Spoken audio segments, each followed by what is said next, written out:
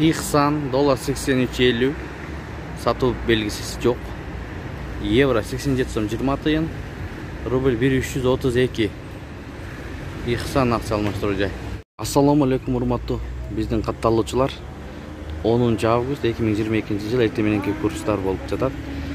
Бакай банк доллар 83 сатуу 84, евро 85 сом 50 сатуу 86 сом 50 тыйын, рубль 1 сом 33 тыйын алуу сатуу 1 сом 40 тыйын. Бакай банк. Евро ЛТД доллар 83.50, евро 87 сом 30 тыйын, рубль 1332.